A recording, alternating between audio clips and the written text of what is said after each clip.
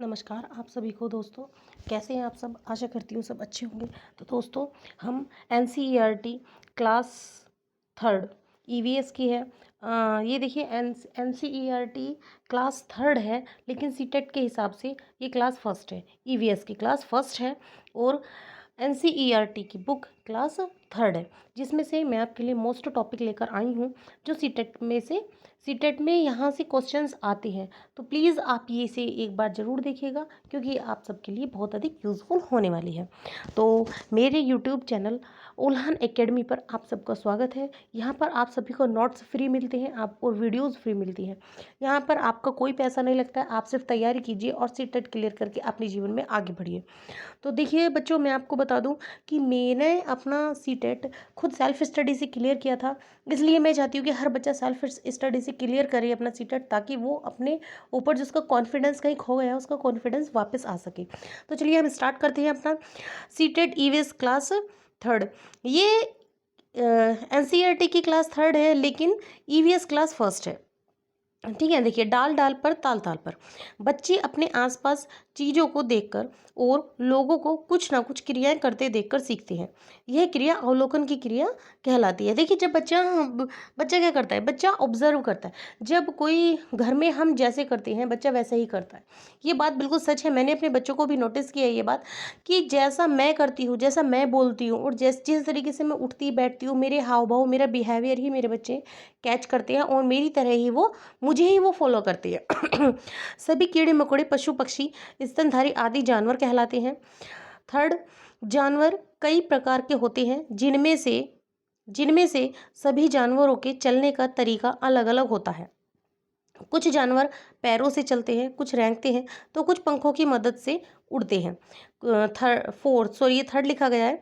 कुछ जानवर घरों में रहते हैं, कुछ जमीन के नीचे ऊपर, तो कुछ जमीन के नीचे, और कुछ जानवर पेड़ों के ऊपर भी रहते हैं।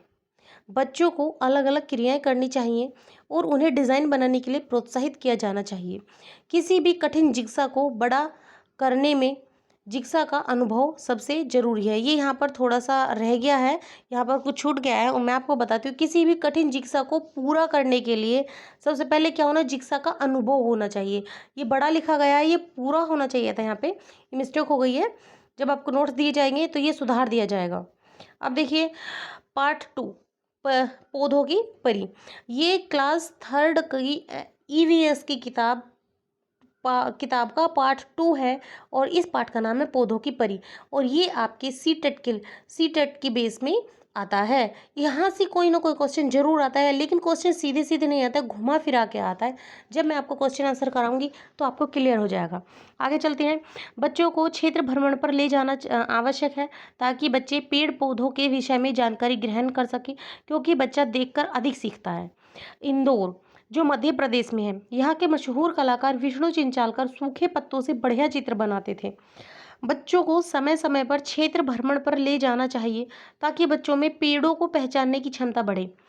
पेड़ पौधों की जानकारी बगीचे के भ्रमण से मिल जाती है। सॉरी, ये जंगल लिखा जाता, ये जंगल या बगीचे की भ्रमण से मिल सकती है। बच्चों को पौधों के प्रकार, पौधों के भाग, पौधों के उपयोग व विषय में समझना चाहिए। अब पार्ट तीन है इसका, पानी रे पानी। बच्चों के साथ भेदभाव की बातें नहीं करनी चाहिए। भेदभाव की बातों से बच्चों में संवेदनशीलता बढ़ती है। हमारे आसपास पानी के उपयोग, महत्व, स्रोत और संरक्षण के विषय में बच्चों को समझाना चाहिए। पार्ट चार, हमारा स्कूल हमारा पहला स्कूल क्या होता है, हमारा पहला स्कूल हमारा परिवार ही होता है। ये बात बिल्कुल सच है बच्चों, कि जो हमारा जो पहला स्कूल क्या होता है, हमारा परिवार होता है। और हमारा पहला टीचर कौन होता है, हमारी माँ हमारा पहला टीचर होती है। जो हमारी माँ हमें सिखाती है बचपन में, हम वही सारी ज़िंदगी फॉलो करते हैं। ये एकदम सच है। बच्चे अपने परिवार से तथा एक दूसरे से बहुत कुछ सीखते हैं, जैसे परिवार से अच्छी बातें या बुरी बातें सीखना, दूसरों के साथ अच्छा व्यवहार करना तथा बुरा व्यवहार करना। देखिए अब आता है पार्ट पाँच, छोटू का घर। बच्चों से उनके घर के विषय में तथा घर कितने प्रकार के होते हैं और किस क्षेत्र में किस तरह के घर बनाए जाते हैं, बच्चों से घर को सजाने की प्रक्रिया पर चर्चा करनी चाहिए। ताकि उनको सजावट तथा त्योहारों के महत्व का पता चले। देखिए बच्चों के बारे में, बच्चे बहुत छोटे होते हैं, उन्हें नहीं पता कि दुनिया कितनी बड़ी है और दुनिया में क्या क्या होता है। तो बच्चों को ना हम बेस से थोड़ा थोड़ा समझा के चलते हैं। जैसे कि हम बच्चों से बताएंगे कि बच्चों, हमारा जो घर है, हम इस क्षेत्र में रहते हैं, तो हमारे पक्के मकान हैं, और जहाँ पर पहाड़ है वहाँ पर किस तरीके मकान बनाए जाते हैं ये बताना चाहिए। जहाँ पर पानी ज़्यादा है वहाँ पर बताना चाहिए कि मकान कैसे होते हैं, उनको बताना चाहिए, समझाना चाहिए। फिर आता है सजावट। बच्चों को साज सज्जा के बारे में समझाना चाहिए, ताकि क्योंकि हर त्योहार पे सजावट घरों की, मकानों की, हर त्योहार पे अलग अलग होती है।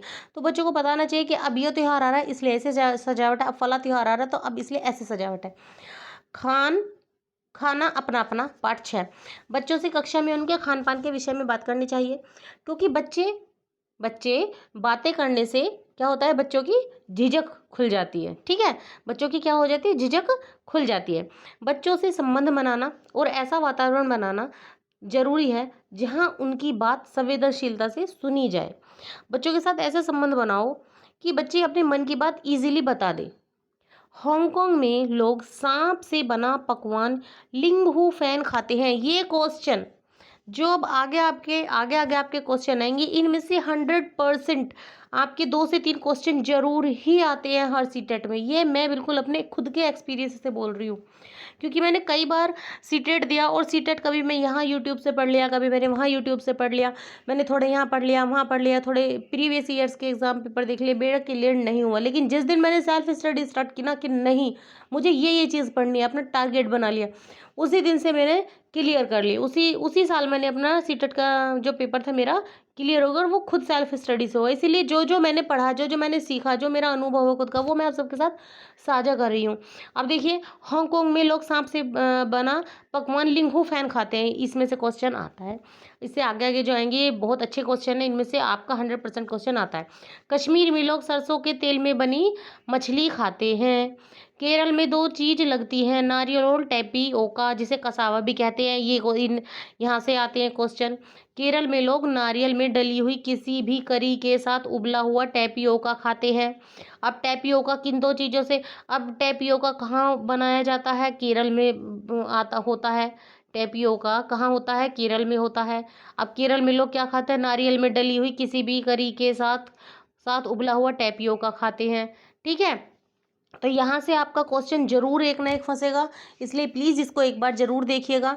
तो बच्चों, आज के लिए यही काफ़ी है, और जैसे कि आप सभी जानते हैं कि मेरा चैनल एकदम से नया है, सो प्लीज़ मेरे चैनल को सब्सक्राइब कीजिएगा, लाइक कीजिएगा एंड शेयर कीजिएगा, ताकि अधिक से अधिक बच्चे इसका फ़ायदा उठा सकें। और जिस बच्चे को भी नोट्स चाहिए वो मेरे कमेंट सेक्शन में या तो अपना कॉन्टैक्ट नंबर लिखें या फिर अपना ईमेल आईडी सेंड करें। ईमेल आईडी सेंड करेंगे तो मैं ईमेल आईडी पर ही आपको नोट्स प्रोवाइड करा दी जाएगी। मेरी टीम आपको बहुत जल्दी कॉन्टैक्ट करेगी अगर आप कमेंट बॉक्स में अपना कुछ भी इशू सेंड करेंगे। ओके, आज के लिए इतना ही काफ़ी है। सो धन्यवाद, मिलते हैं हम नेक्स्ट वीडियो में।